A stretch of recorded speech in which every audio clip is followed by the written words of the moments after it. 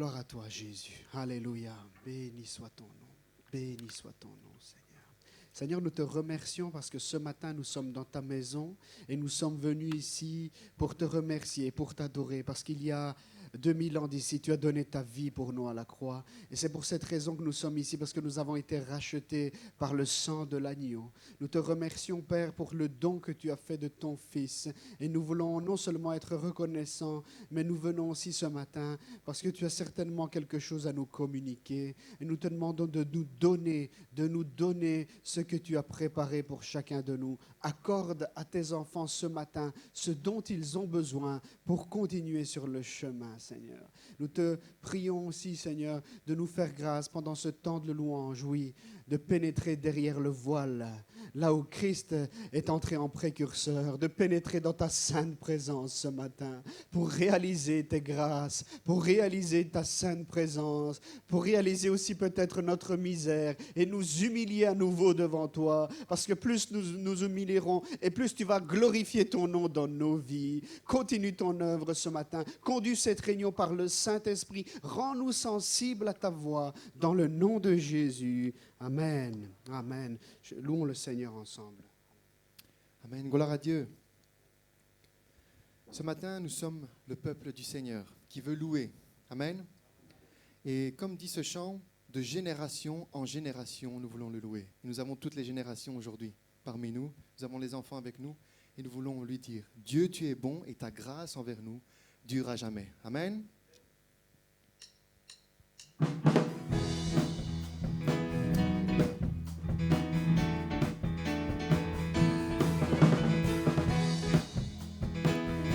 Sentons-nous libres de louer le Seigneur. Dieu, tu es bon et ta grâce envers nous dure à jamais. Dieu, tu es bon et ta grâce envers nous dure à jamais. Dieu, tu es bon. Dieu, tu es bon et ta grâce envers nous dure à jamais. Dieu, tu es bon et ta grâce envers nous dure à jamais. Nous les peuples. De toutes les nations, de génération en génération, nous te louons. Alléluia, alléluia, nous te louons pour qui tu es. Nous te louons. Alléluia, alléluia, nous te louons. Ce que tu es bon. On peut le louer en l'acclamant avec nos mains. Dieu, tu es bon. Dieu, tu es bon et ta grâce envers nous dure à jamais. Dieu, tu es bon. Dieu, tu es bon et ta grâce envers nous dure à jamais. Nous les peuples de toutes les nations, de génération en génération, nous te louons. Alléluia, alléluia, nous te louons pour ce que tu es. Nous te louons. Alléluia, alléluia, nous te louons pour ce que tu es. Tu es bon. Nous voulons l'acclamer et lui dire tu es bon en tout temps. En tout temps, tu es bon et tu resteras bon envers nous. Amen. Merci, merci Seigneur. Tu es bon en tout temps, en tout temps. Tu es bon, tu es bon en tout temps, en tout temps. Tu es bon, tu es bon. À jamais. À jamais, à jamais, tu es bon, Tu es bon. tu es bon, à jamais, tu es bon. Tu es bon. Amen. Dieu, tu es bon et ta grâce envers nous dure à jamais. Comme une prière. Dieu, tu es bon et ta grâce envers nous durera jamais. Dieu, tu es bon. Dieu, tu es bon et ta grâce envers nous durera jamais. Je veux le réaliser ce matin dans ma vie. Dieu, tu es bon et ta grâce envers nous durera jamais. Oh Dieu, tu es bon. Je veux le réaliser. Dieu, tu es bon et ta grâce envers nous durera jamais. Dieu, tu es bon. Dieu, tu es bon et ta grâce envers nous durera jamais.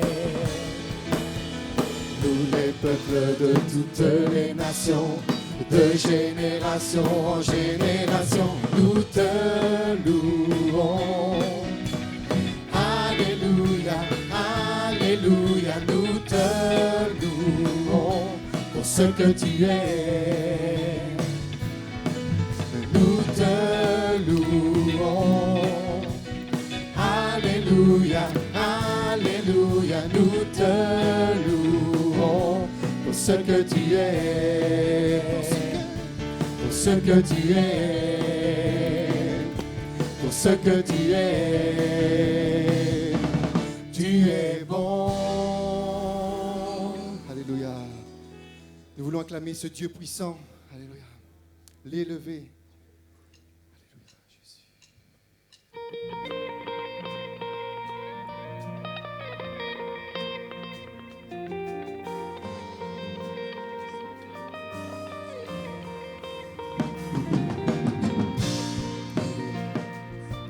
Nous voulons t'élever ce matin, Seigneur Jésus. Mon Dieu, celui qui peut tout, celui qui est puissant, qui est tout pour moi. Puissant, il est juste et grand, il peut tout accomplir, plus grand que nos pensées, plus grand que nos désirs, il a fait de grandes choses, élevé, il a vaincu la mort.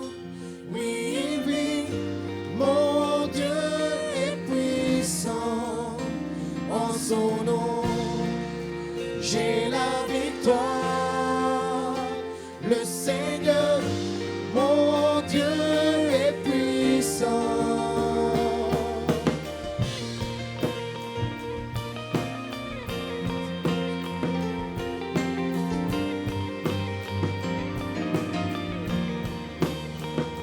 Dieu vit en nous, il est parmi nous, il ouvre la voie, plus grand que nos attentes, plus grand que nos espoirs, il a fait de grandes choses, élevé, il a vaincu la mort. Oui, il vit, mon Dieu est puissant, en son nom j'ai la victoire. Le Seigneur, mon Dieu est puissant.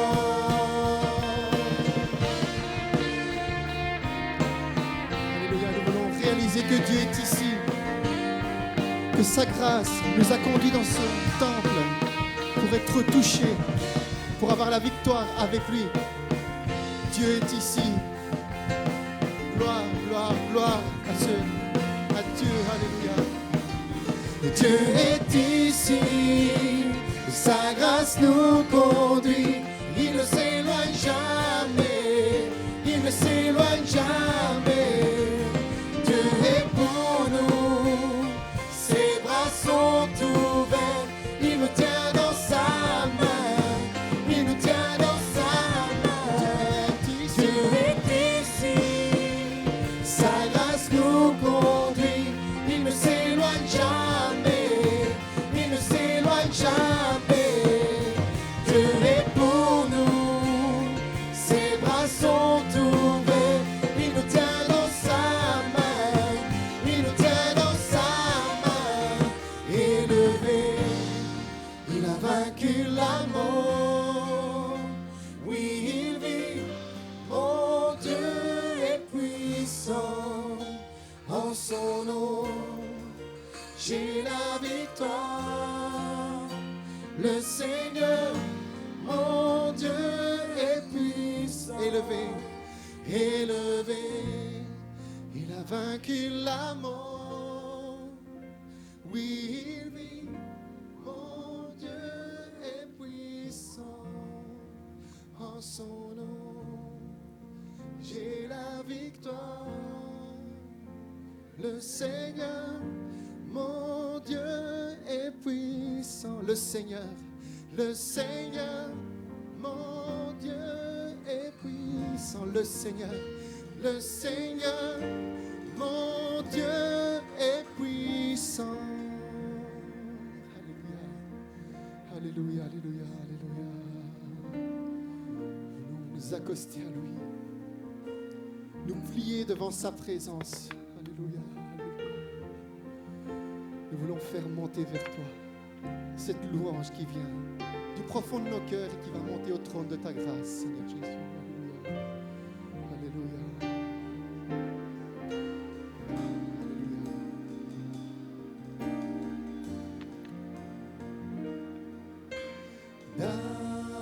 Davanti a lei ci inchiniamo insieme per adorarlo con tutto il cuore. Verso di lui eleviamo insieme canti di gloria al Santo Re dei Re. Prosternez-vous. Prosternez-vous devant votre roi. Adorons-le ce matin.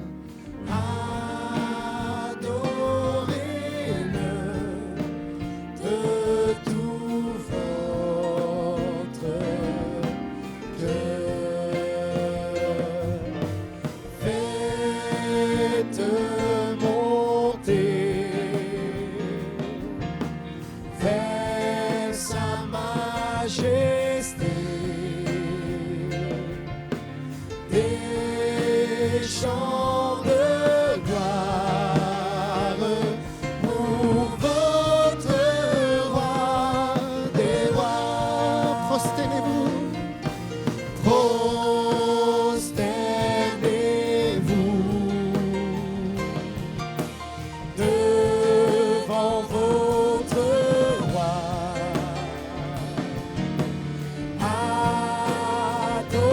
Adorez-le de tout votre cœur. Faites monter vers sa majesté des chants de gloire pour votre roi des rois. Gloire à toi, Jésus. Roi des rois, roi majestueux.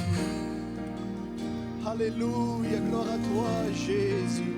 Alléluia, nous voulons faire monter vers l'Éternel des cris de louange, des cris de joie. Alléluia, louange à toi Jésus. Alléluia, adorons l'Éternel, adorons le Seigneur Jésus. Alléluia, alléluia, gloire à toi Jésus.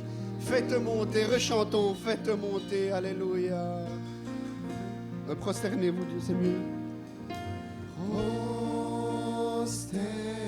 Prosternez-vous Gloire à toi Jésus.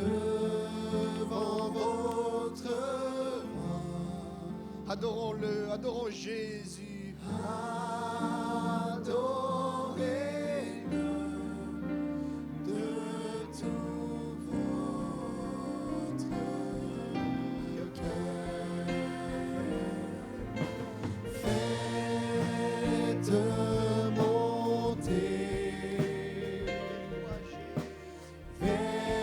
sa majesté.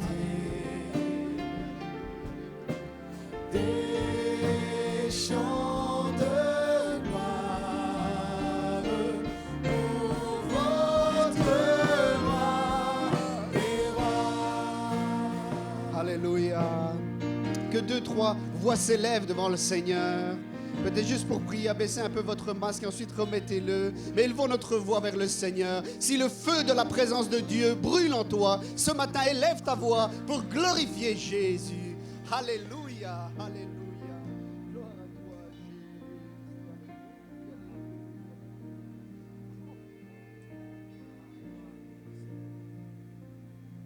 Gloire à toi, Ô Père Céleste, on a encore ce matin de te louer, t'adorer, te glorifier, Seigneur, parce que tu as permis, Seigneur, que nous soyons dans ta maison, Seigneur. Merci, Seigneur, parce que tu es celui qui prend soin de chacun de nous. Tu es celui, Seigneur, qui nous a gardés, protégés jusqu'à ce moment, Seigneur. Merci, Seigneur, parce que tu es un Dieu merveilleux, Seigneur. Et nous pouvons compter sur ta miséricorde et ta bonté, Seigneur. Merci, Seigneur, pour tout ce que tu fais, tu continueras à faire, Seigneur. Merci parce qu'encore aujourd'hui, Seigneur, tu guideras ton serviteur, Seigneur, et ta parole touchera, Seigneur, nos cœurs, chacun de nous, Seigneur. Tu connais nos besoins spirituels, Seigneur, tu sais, Seigneur, ce que nous avons besoin de toi, Seigneur.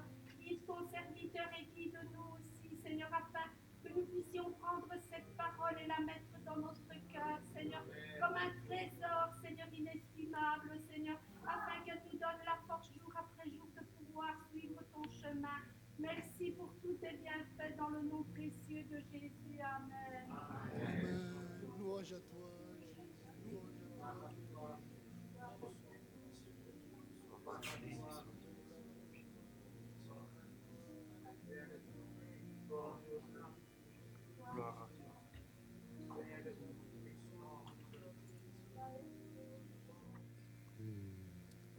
Faites monter vers sa majesté, Vers sa majesté, on va faire monter vers toi des chants de gloire. des chants de gloire pour votre roi des rois. Une dernière fois, faites monter, Église de Châtelet, fais monter vers Dieu des chants de gloire, des chants de louange. Alléluia, qui viennent du profond de notre cœur. Sa majesté, des chants de gloire pour votre roi des rois. Est-ce qu'on peut remercier le Seigneur ensemble? Est-ce que l'Église peut donner gloire à Jésus, le ressuscité? Alléluia, notre Seigneur et Sauveur, l'Emmanuel, Dieu avec nous, le Roi des rois, le Prince de paix, le bon berger, notre Jésus, notre Maître, Alléluia, notre souverain sacrificateur, Alléluia, Alléluia, le Fils de Dieu, gloire à toi Jésus, c'est vers toi que vont nos louanges, notre adoration, c'est toi le centre de notre culte, Jésus, gloire à toi, Alléluia, Alléluia, Alléluia. Béni soit ton nom, Jésus, Alléluia, Alléluia. Alléluia, Amen. Dieu soit loué. Vous pouvez prendre place. Qu'il est bon de louer le Seigneur, frères et sœurs. Amen. On va passer tout de suite à la parole de Dieu. Vous êtes d'accord? Alléluia. Donc on va terminer, ce qu'on avait commencé en Romains chapitre 16. C'est la dernière partie. Je vous assure, je ne vous ennuierai plus la semaine prochaine avec Romains 16. On va lire les versets 10 à 20. Donc Romains 16, 10 à 20.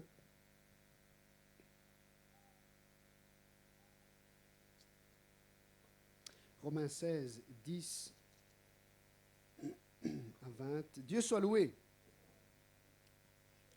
Saluez Apollos qui a fait ses preuves en Christ. Saluez ceux de l'entourage d'Aristobule.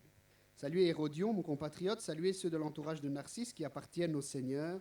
Saluez Tryphène et Tryphose, elles qui travaillent pour le Seigneur. Saluez la bien-aimée Perside qui a beaucoup travaillé pour le Seigneur. Saluez Rufus, celui qui a été choisi dans le Seigneur, et sa mère, qui est aussi la mienne. Saluez Asyncrite, Phlégon, Hermès, Patrobas, Hermas, et les frères et sœurs qui sont avec eux. Saluez Philologue et Julie, Nérée et sa sœur, ainsi qu'Olympe, et tous les saints qui sont avec eux. Saluez-vous les uns les autres par un saint baiser. C'est ce qu'on ne peut pas faire pour l'instant. Toutes les églises de Christ vous saluent. Je vous en supplie, frères et sœurs, méfiez-vous de ceux qui provoquent des divisions et font trébucher les autres en s'opposant à l'enseignement que vous avez reçu. Éloignez-vous d'eux, car de tels hommes ne servent pas Christ notre Seigneur, mais leur propre ventre. Par des paroles douces et flatteuses, ils trompent le cœur des gens simples. Quant à vous, votre obéissance est connue de tous. Je me réjouis donc à votre sujet, et je désire que vous soyez sages en ce qui concerne le bien, et sans compromis en ce qui concerne le mal. Le Dieu de la paix écrasera bientôt Satan sous vos pieds. Que la grâce de notre Seigneur Jésus-Christ soit avec vous. Amen. Vous pouvez prendre place. Alors, comme on l'avait dit, dans ce chapitre, il y a des éléments intéressants qui nous enseignent sur le type de croyant que Dieu, que Jésus s'attend à trouver dans son Église. On avait comparé la semaine passée ce chapitre de salutation à une photo de groupe, d'une classe, d'une église, où Paul est en train de nous nommer, de nous montrer certaines personnes dans l'église et la valeur que ces personnes ont aux yeux de l'apôtre Paul, mais aussi aux yeux de Dieu. Nous avons parlé il y a 2 semaines que le Seigneur Jésus désire trouver dans son Église des collaborateurs qui se donnent à l'enseignement, à la prédication, à l'évangélisation. Nous avons parlé aussi d'hommes et de femmes qui osent prendre des risques pour la vérité, pour défendre le frère en vérité. Nous avons parlé des frères et des sœurs disponibles qui mettent à disposition leurs ressources pour l'avancement de l'œuvre de Dieu. La semaine passée, nous avons parlé d'autres caractéristiques de membres qui doivent se trouver dans l'église de Châtelet. On avait parlé de personnes qui étaient converties depuis très longtemps. Et on avait dit que c'était important d'avoir des personnes converties depuis très longtemps, non seulement pour leur sagesse et leur expérience, mais aussi parce qu'ils sont un témoignage vivant de la fidélité de Dieu et aussi ces personnes sont un message pour nous en nous disant c'est possible de persévérer dans les voies du Seigneur et même dans l'église locale. Nous avions parlé aussi de personnes comme Tryphène, Tryphos qui travaillent dur pour le Seigneur, qui sont engagés dans l'œuvre de Dieu. Nous avons parlé de ceux qui ont travaillé dans le passé pour l'œuvre de Dieu et comme on veut continuer à les honorer, à être reconnaissant envers eux. Nous avons parlé aussi de l'importance que ce n'est pas la nature de notre service, peu importe ce que l'on fait dans l'œuvre de Dieu, mais ce qui est important, c'est comment on le fait, la qualité, l'intensité, la persévérance avec laquelle on travaille dans l'œuvre de Dieu. Ensuite, on avait terminé en parlant d'Andronicus et Junia, qui étaient un couple estimé au milieu des apôtres. Et nous avons parlé aussi de l'importance que nous avons, en tant que témoins, avoir un bon témoignage avec les gens autour de nous et être tenus en haute estime, pas pour notre grande capacité, mais par la crainte que nous avons du Seigneur et par le comportement et la lumière, le parfum que nous dégageons, bien sûr le parfum de Jésus-Christ. Amen, vous me suivez jusque-là? Alors ce matin, on va parler d'autres personnes que Paul nous mentionne dans ce chapitre. Au verset 10, il parle de Apelles. Et il dit d'Apelles, « Salut Apelles qui a fait ses preuves en Christ. » C'est bien verset 10, hein, ouais, c'est bien verset 10. Salut Apelles qui a fait ses preuves en Christ. Alors c'est intéressant de s'arrêter quelques instants sur cette expression qui a fait ses preuves en Christ. D'autres versions disent qui est approuvé. C'est un qualificatif très important dans l'Orient ancien, même pas seulement dans l'Orient ancien, mais dans l'Antiquité. Donc les pièces étaient en métal. Et ce qui se passait souvent, c'est que les gens grattaient les pièces, rognaient les pièces pour en récupérer un petit peu de ce métal qui était un peu plus précieux et pour se faire de l'argent, en d'autres termes. Mais bon, le problème, c'est que cette pièce de monnaie, à cause qu'on l'avait grattée, n'était plus authentique, n'était plus au poids qu'elle devait, n'avait plus le poids qu'elle devait avoir. Et donc, on appelait en fait le mot que Paul va utiliser pour faire ses preuves, approuver, on appelait les pièces qui étaient avec le bon poids, qui n'avaient pas été usées, rognées, on appelait ces pièces des pièces approuvées. Et ensuite, les hommes aussi qui étaient les changeurs de monnaie, certains fraudaient en échangeant des pièces moins lourdes avec des pièces plus lourdes, etc. Mais il y avait des changeurs qui, eux, ne tombaient pas dans ce compromis et on les appelait aussi, avec le même mot, approuvés. Ce sont des approuvés. Et donc, en revenant dans notre domaine, dans le domaine de l'Église, dans le domaine spirituel, eh bien, Apollos, c'est un homme qui a été approuvé. C'est un homme qui a prouvé qu'il est vraiment un croyant authentique. Et frères et sœurs, vous le savez, pour être approuvé, il faut d'abord être éprouvé, c'est-à-dire être mis à l'épreuve. L'Église a besoin d'hommes et de femmes qui ont été éprouvés, qui sont passés par l'épreuve, qui ont été mis à l'épreuve et qui en sont sortis vainqueurs, approuvés comme des croyants et des chrétiens authentiques. Des croyants qui ont été mis à l'épreuve, qui ont été poussés peut-être, qui ont subi une certaine pression, mais qui réalisent ce que Paul dit dans le verset 19, ils sont restés sages en ce qui concerne le bien et sans compromis en ce qui concerne le mal. Combien de pression dans notre société, combien de tentations, combien d'épreuves nous pouvons traverser. Mais cet homme appelé, c'est un homme qui a passé par l'épreuve et qui a été approuvé. Il a prouvé qu'il avait une foi authentique dans le Seigneur Jésus. La Bible déclare en Jacques, chapitre 1, verset 12, « Heureux », c'est une béatitude, c'est une bénédiction, « Heureux l'homme qui tient bon face à la tentation, car après avoir fait ses preuves, il recevra la couronne de la vie que le Seigneur a promise à ceux qui l'aiment. » Après avoir été tenté, après avoir tenu bon face à la tentation, il a fait ses preuves et alors cet homme, cette femme recevra la couronne de la vie éternelle. Tellement d'épreuves, tellement de tentations, tellement de distractions. Heureux et heureuse celui et celle qui tiendront ferme dans la foi jusqu'au bout, frères et sœurs, malgré les épreuves de la vie. Frères et sœurs, ce n'est pas quand tout va bien qu'on peut être éprouvé et approuvé. Non, non. C'est quand la pièce était mise à l'épreuve qu'on pouvait voir si elle était authentique ou pas. C'est quand le changeur de monnaie recevait une fausse pièce ou une mauvaise pièce qu'il était éprouvé et qu'on allait savoir si cet homme était intègre ou pas. Frères et sœurs, c'est la même chose avec nous. C'est dans le plus profond du feu de l'épreuve que se révèle notre foi. Le Seigneur déclarera par la bouche de Jérémie, « Le cœur est tortueux par-dessus tout. » Tortueux, ce sont des sinueux, ce sont des courbes très, très fortes pour les amateurs de championnat de Formule 1. Une épingle à cheveux, c'est comme ça qu'on dit, un tournant très fort. Hein. Le cœur, il est comme ça, c'est-à-dire on ne sait pas ce qu'on va trouver après, c'est-à-dire qu'on ne se connaît pas assez soi-même. Hein. Et Jérémie va dire, le cœur est tortueux par-dessus tout, il est méchant. Qui peut le connaître, justement, hein? Sous-entendu, tu ne peux même pas connaître ton cœur. Tu vas te retrouver à un tournant, tu ne sais pas ce qu'il y a derrière le tournant, et tu ne sais même peut-être pas comment tu vas réagir. Tu vas être étonné toi-même par ta réaction, bonne ou mauvaise. Et l'Éternel va répondre à cette question. Qui peut connaître le cœur de l'homme? L'Éternel va répondre, moi je le connais. J'éprouve le cœur de l'homme. Je sonde les reins pour rendre à chacun, selon ses voies, selon le fruit de ses œuvres.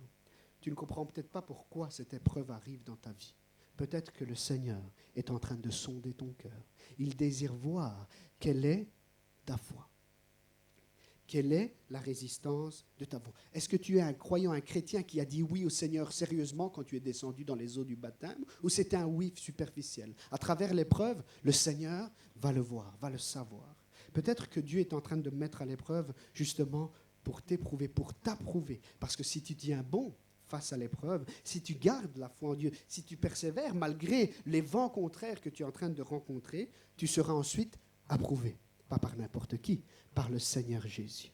Oui, l'Église a besoin d'hommes et de femmes qui tiennent bon dans l'épreuve, qui sont approuvés par le Seigneur. 2 Corinthiens 12, patience. Donc l'apôtre Paul va dire, une des preuves de notre ministère apostolique, c'est la patience à toute épreuve. Et j'ai envie de dire, une des preuves que nous sommes vraiment des croyants en Jésus-Christ, c'est aussi la patience à toute épreuve. Peut-être que cette semaine, tu as dit, j'en peux plus. Le Seigneur désire te donner de nouvelles forces pour continuer à persévérer, afin que tu puisses faire tes preuves en Jésus-Christ. Amen, frères et sœurs. Nous pourrions faire une requête ce matin et dire, Seigneur, donne-nous la patience nécessaire pour résister dans l'épreuve, dans le feu de l'épreuve. Alléluia. Que le Seigneur nous fasse grâce d'être ces apelesses qui ont fait leur preuve. En passant par l'épreuve, ils ont prouvé qu'ils ont une foi authentique dans le Seigneur Jésus. Amen. Ensuite, il y a un deuxième type de croyant que nous trouvons dans l'Église de Rome, au verset 13. Saluez Rufus, celui qui a été choisi dans le Seigneur, et sa mère qui est aussi la mienne. La mère de Rufus, qui était aussi, Paul va dire cette expression ici, qui était aussi la mienne. On ne connaît pas le nom de cette femme, mais on connaît la valeur qu'elle a aux yeux de l'apôtre Paul. Pour lui, cette femme est comme une maman. Cette dame, c'est la maman de Rufus et apparemment la femme, l'épouse de Simon de Cyrène, celui qui a porté la croix du Seigneur Jésus en Marc 15, 21. Mais bon, ce n'est pas ce qui nous intéresse ici, c'est juste à titre informatif. Mais je suis fasciné, je suis émerveillé par l'expression que l'apôtre Paul va utiliser. Saluer Rufus et saluer sa maman qui est aussi la mienne. Imaginez un petit peu. Je découvre un autre aspect de l'apôtre Paul que je n'avais pas découvert jusque-là. L'apôtre Paul, je le vois comme quelqu'un de fort, comme quelqu'un rempli du Saint-Esprit, comme une personne utilisée par Dieu, qui n'a peur de rien. Si vous lisez dans les Galates ou ailleurs, lorsqu'il décrit les épreuves qu'il a passées, souvent dans la mer, souvent persécuté, j'ai fait naufrage, battu à plusieurs reprises par les Juifs, emprisonné. Ça, c'est la liste, le CV de l'apôtre Paul. Un homme qui est fort. Et pourtant, il dit ici qu'il a trouvé en la mère de Rufus une maman. Et j'ai envie de dire ce matin, peu importe ta force et tes talents, peut-être toi aussi tu as besoin d'une maman. L'apôtre Paul, malgré ses forces, il avait besoin d'une mère. Peu importe ta personnalité. Hein, le Nouveau Testament ne nous dit rien sur la maman de l'apôtre Paul, sinon certainement qu'elle était juive. Mais nous ne savons rien sur la maman de l'apôtre Paul, mais dans notre texte, nous comprenons que l'apôtre Paul avait ce besoin de retrouver un foyer, une maman, hein, même durant ses missions. Il ne pouvait pas porter sa maman biologique avec lui partout. Et il a trouvé dans l'église de Rome, il a trouvé en la mère de Rufus une maman pour lui. Une maman pour calmer, ça arrive, hein, on a besoin d'une maman pour nous calmer lorsqu'on est hérité. Peut-être notre époux, elle n'arrive pas, et notre maman, elle arrive à nous dire un mot qui arrive à nous calmer. Une maman pour nous rassurer lorsque nous sommes inquiets. Qui sait si l'apôtre Paul, combien de fois il a été inquiet? Peut-être que la mère de Rufus a joué ce rôle. Elle dit, t'inquiète pas, le Seigneur va t'aider, et fais confiance au Seigneur. Des mots d'encouragement. Hein? J'imagine l'apôtre Paul qui revient d'une mission, et il était tout près de chez Rufus, et il va les trouver, et il trouve en la maman de Rufus une femme qui doit préparer un bon repas. Hein, ça fait du bien, après une journée chargée, venir à la maison des parents et trouver un bon repas bien chaud pour nous, surtout si la belle-maman s'y met aussi. Après, c'est la balance qui va commencer à exploser. On va chez maman, on mange, on va chez belle-maman, on mange. Hein? Et donc, on a besoin d'une maman pour préparer un bon repas, comme je disais. Une maman pour nous embêter aussi. Ça vous arrive, votre maman, elle vous a sûrement embêté. Bon, avant, il n'y avait peut-être pas les GSM, mais maintenant. Et où est-ce que t'es? Tu reviens pas? Ou alors, quand on revenait à la maison, hein, je me suis inquiété. Et ça nous embête sur le coup, mais ça nous fait du bien que quelqu'un pense à nous, non? Hein? Alléluia. Il n'y a pas d'amen, mais je suis sûr que vous êtes d'accord avec moi. Et peut-être aussi, on a besoin d'une maman pour prier pour nous dans le secret. Peut-être que la maman de Rufus, c'était tout ça pour l'apôtre Paul. Et j'ai envie de faire un appel ce matin. Parce que dans l'église de Rome, on a trouvé des mamans spirituelles. Et l'église de Châtelet a besoin de ces mamans spirituelles. Des mamans qui ont un cœur ouvert pour accepter, pour entre guillemets, adopter spirituellement des plus jeunes qui ont besoin de conseils, qui ont besoin de réconfort, qui ont besoin même de restauration. Alléluia. Ma sœur, tu n'es peut-être plus en âge d'enfanter des bébés, mais tu es peut-être encore en âge d'enfanter des enfants spirituels, de faire grandir dans les voies du Seigneur un garçon, une fille, qui ensuite un jour va servir le Seigneur. Peut-être que quelqu'un se dit, moi je n'ai pas eu cette chance de tout ce que tu dis là, de cette maman, de ce papa. Et je voudrais te dire de la part du Seigneur ce matin, le Seigneur, il désire faire un miracle dans ta vie. Et il désire t'utiliser à toi, comme maman et papa, comme le maman et le papa que tu n'as peut-être pas eu.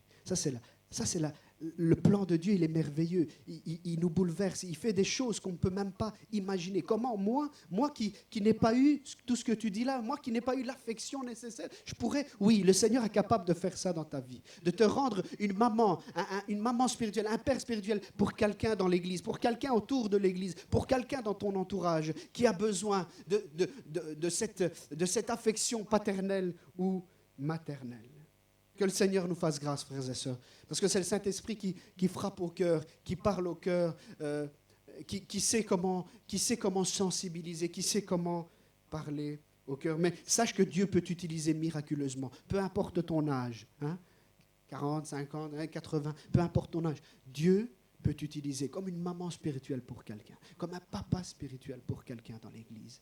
Que le Seigneur nous aide, frères et sœurs. L'Église a besoin de ses papas et de ses mamans qui prennent soin, qui prient dans le secret, qui sont là pour assister, pour relever le jeune, la jeune qui a besoin du Seigneur.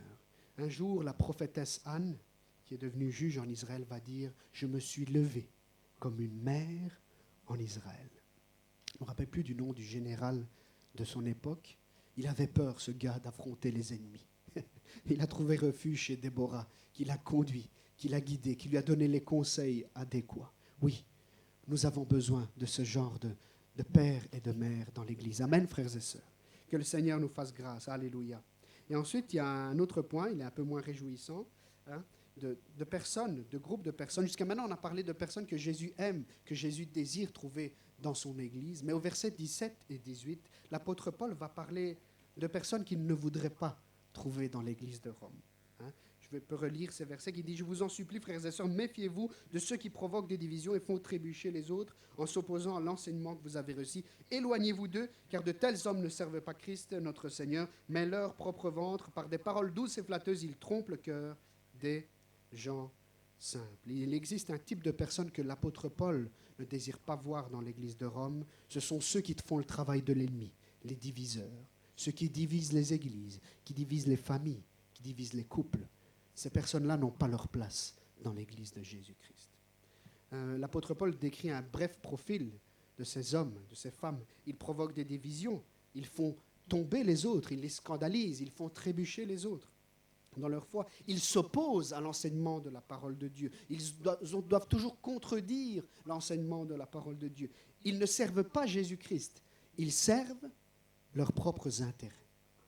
Tout doit tourner autour d'eux. C'est ça, ils servent leur propre ventre, c'est ça, ils servent leurs propres intérêts. Et ils trompent les gens par des paroles flatteuses. Le diviseur ne va pas venir vers vous en vous insultant, en vous agressant. Le diviseur va venir près de vous en vous frottant la manche, en vous disant « Tu sais, toi, tu es plus capable que l'autre, tu devrais, toi, faire ça, tu devrais... » Ça, c'est le déguisement de l'homme et de la femme qui est envoyé par l'ennemi pour diviser l'Église. Mais Paul va demander à l'Église de prendre des mesures assez drastiques et trop fortes pour nous aujourd'hui, trop fortes. On doit l'avouer. On n'arrive pas peut-être à faire ce que l'apôtre Paul dit. Et pourtant, si nous voulons préserver notre vie, notre couple, notre Église, nos familles, nous devrions le faire. Se méfier de ces personnes qui causent la division et le scandale et s'éloigner de ces personnes. C'est peut-être pas évident, mais si nous obéissons à la parole du Seigneur, c'est nous qui allons y gagner, frères et sœurs. Pourquoi s'éloigner? Parce que ces personnes que peut-être on fréquente vont polluer notre esprit. Ces personnes qui divisent ne vont pas, ce n'est pas nous qui allons les influencer. C'est eux qui vont finir par pourrir et polluer notre cœur. Vous savez, frères et sœurs, ceux qui divisent, ils sont en danger. Ceux qui divisent les églises, qui divisent les couples, qui divisent les familles, ils sont en danger. Et je ne voudrais pas le dire avec légèreté. 1 Corinthiens 3,17, Paul va dire quelque chose de très fort. Si quelqu'un détruit le temple de Dieu, et dans le contexte du chapitre 3, ce n'est pas notre vie, c'est l'Église de Jésus-Christ. Si quelqu'un détruit le temple de Dieu, Dieu le détruira. Car le temple de Dieu est saint, et c'est ce que vous êtes. Il y avait des divisions, des partis pris dans l'église de Corinthe. Moi, je suis pour Apollos. Moi, je suis pour Paul. Moi, je suis pour Pierre. Moi, je suis pour Jésus-Christ, certains disaient. Et Paul ne va pas aller de main morte, il va dire attention, attention, parce que si tu es l'auteur de la division du temple de Dieu, tu vas toi-même être détruit comme tu as détruit. Frères et sœurs, faisons attention à ceux qui divisent les églises. Faisons attention à ceux qui séparent, qui divisent les couples. Faisons attention à ceux qui mettent de mauvaises zizanies dans les familles. Faisons très attention. Prions même, je dirais, pour eux, parce que la Bible ne rigole pas, le Seigneur ne rigole pas. Celui qui détruit le temple de Dieu sera détruit à son tour. Et j'ai envie de dire ce matin, non seulement faisons attention à ces gens-là, mais faisons attention de ne pas être ces gens-là. Parce que parfois, par des paroles, sans le faire exprès, pas avec une mauvaise intention, nous risquons de diviser, nous risquons de mettre plus de zizanie qu'il y en a déjà encore. Nous risquons de faire pire que mieux dans les problèmes. Faisons attention, frères et sœurs, et prenons garde avant tout à notre cœur, afin de ne pas être des diviseurs, mais d'être des hommes et des femmes qui édifient l'Église, qui font grandir l'Église. Amen, frères et sœurs. Je vous invite à vous lever parce que j'ai terminé ce matin. Et je voudrais faire un simple appel. À la fin de ces 3 méditations bibliques sur ce chapitre, en regardant dans l'imagination cette photo, je vais inviter les musiciens à venir, on va chanter un chant, en regardant cette photo de groupe de l'église de Châtelet. Et j'ai envie de dire, est-ce que ton nom figure sur cette liste? Si oui, quelle est la valeur que tu as aux yeux de Dieu? Je ne vais pas dire aux yeux des hommes parce que c'est moins important, mais aux yeux de Dieu, quelle est ta valeur? Peut-être ce matin, aie le courage de te placer devant le Seigneur et de dire, Seigneur, s'il y a quelque chose à améliorer dans ma vie, fais-moi le comprendre, afin d'être un serviteur fidèle qui travaille pour toi, afin de ne pas jamais causer la division, afin d'être la mère et le père spirituel que l'Église a besoin, que les jeunes ont besoin, afin d'être cet homme qui prêche la parole avec droiture, tout le conseil de la parole de Dieu, afin d'être cette femme qui continue à travailler malgré qu'elle ne peut plus le faire de manière physique à cause de son âge avancé, mais qui continue à soutenir l'Église dans la prière, par ses ressources, comme Dieu le veut. Ce matin, je lance un appel à tout le monde et à moi le premier. Est-ce que tu te trouves dans cette liste? Et si oui, quelle est ta place dans cette liste? Pas par rapport aux autres, c'est pas important, mais aux yeux de Dieu ce matin. Et je voudrais qu'on chante ce chant, fais de moi un instrument. Et ensuite, le deuxième couplet du numéro 90 de le recueil de chants dit, fais de nous une symphonie. Pas une distorsion, mais une symphonie. Une symphonie, une harmonie. Alléluia. Que l'on puisse chanter ce chant comme une prière ce matin. Fais de moi un instrument. Et ensuite, fais de nous une symphonie. Alléluia. Béni soit ton nom, Jésus. Alléluia. Gloire à toi, Jésus. Alléluia. Béni soit ton nom, Jésus. Fais de moi un instrument d'adoration. J'élève les mains en ton nom. Fais de moi un instrument d'adoration. J'élève les mains en ton nom. Fais de nous, alléluia. Fais de nous une symphonie d'adoration. Nous levons les mains en ton nom. Fais de nous une symphonie d'adoration. Nous levons les mains en ton nom. Alléluia. Pendant que la musique continue un peu à jouer, je voudrais lancer un appel rapidement, sans venir devant, mais simplement lever la main. Je voudrais lancer deux appels ce matin. Le premier, c'est peut-être que ton nom ne se trouve pas dans la liste. Parce que tu dois savoir que si tu n'as pas encore accepté Jésus comme ton sauveur, ton nom ne peut pas se trouver dans la liste. Et ce matin, il y a une invitation. Fais de Seigneur Jésus ton sauveur. Décide de suivre le Seigneur, de passer par les eaux du baptême, de mettre des choses en règle dans ta vie si tu as besoin de le faire. Ce matin, l'appel, il est clair. Accepte le Seigneur Jésus comme ton sauveur, ton Seigneur. Simplement, tu lèves ta main pendant qu'on a les yeux fermés. Tu lèves ta main vers le Seigneur pour dire, je veux être un disciple de Jésus-Christ. Je veux suivre le Seigneur, coûte que coûte. Je veux mettre ma vie en règle devant le Seigneur. Je veux être prêt quand le Seigneur reviendra. Je veux faire partie de cette merveilleuse liste. Je veux que mon nom soit écrit dans le livre de vie ce matin. Si tu lèves ta main vers le Seigneur voit ta main et quelque chose va se passer dans ton cœur. Le Saint-Esprit va venir et il va faire demeure dans ton cœur. Le Seigneur Jésus va venir, le Père va venir et ils vont faire demeure dans ton cœur. Je frappe, dit le Seigneur. Celui qui m'ouvre, j'entrerai, je ferai demeure dans son cœur. J'aurai communion avec lui. Alléluia, alléluia. Le Seigneur a vu ta main. Tu peux abaisser ta main. Le Seigneur a vu ta main. Tu réponds à l'appel ce matin de t'engager avec le Seigneur et que tu puisses, oui, réaliser dans ton cœur le Seigneur Jésus comme sauveur, comme Seigneur de ta vie. Alléluia. Il y a un deuxième appel que je voudrais lancer ce matin. Est-ce que tu désires être un serviteur fidèle qui marche jusqu'au bout? Est-ce que tu désires avoir de la valeur aux yeux de Dieu? Est-ce que tu désires grandir dans ses voies? Alléluia. Alors tu dis, Seigneur, en cet instant, je me trouve devant toi. Je désire lever les mains vers toi pour dire, Seigneur, fais de moi une servante, un serviteur fidèle. Fais de moi un papa, une maman spirituelle dans l'église. Fais de moi une colonne dans l'église. Fais de moi un homme, une femme qui ne divisera jamais l'église, mais qui édifiera l'église. Alléluia. Gloire à toi, Jésus. Merci, Seigneur, pour ces mains qui se lèvent. Oui, Seigneur, nous levons nos mains en cet instant pour te dire, viens et transforme notre vie à ta gloire, pour être des hommes et des femmes de Dieu, pour qu'on se rappelle de nous comme des hommes et des femmes de Dieu. Alléluia, gloire à toi, Jésus. Nous te remercions, Seigneur. Vous pouvez abaisser vos mains, rechantons, fais de nous une symphonie pour terminer. Alléluia, gloire à toi, Jésus. Merci, Seigneur, que ce soit le cri de l'Église ce matin. Fais de nous une symphonie d'adoration. Nous levons les mains en ton nom. Alléluia. Fais de nous une symphonie d'adoration.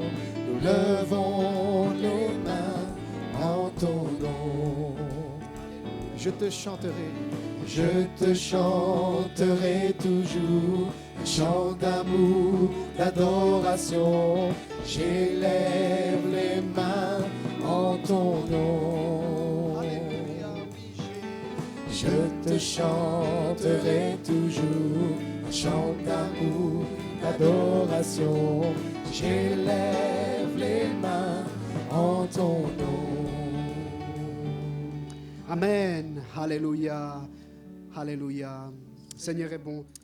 Seigneur, nous te remercions et nous te louons parce que ce matin, tu as encore prouvé que tu es le Seigneur de l'Église. Tu as révélé encore, oui, ta présence à nos cœurs. Nous avons pu ressentir, nous avons pu non seulement ressentir des émotions, des sentiments, mais nous avons pu assimiler dans notre cœur ce que tu as eu à nous dire. Nous te demandons de tenir haut cet étendard de l'Évangile, de tenir haut le témoignage de l'Évangile, de nous aider à servir, à te servir comme toi tu le veux. Nous te demandons une sagesse particulière encore pour cette semaine que nous allons affronter. Te prions aussi de nous guider et que nous puissions être au bon moment, au bon endroit où toi tu veux, à chaque fois, Seigneur. Nous te prions aussi pour les enfants qui vont reprendre l'école, les jeunes. Nous te demandons de les garder, Seigneur. Nous te demandons de les guider. Nous te demandons de faire d'eux des flambeaux qui brillent pour ta gloire. Nous te demandons aussi, oui, de les protéger, de les aider à affirmer, Seigneur, de nous aider à affirmer, oui, ce que ta parole enseigne. C'est pas facile, la pression est là, mais nous te demandons les forces afin qu'on puisse être des témoins fidèles, Seigneur, jusqu'au bout, pour recevoir ensuite la couronne de la vie éternelle. Reste avec nous, garde-nous et guide-nous dans le nom de Jésus. Amen. Que le Seigneur nous bénisse. Amen.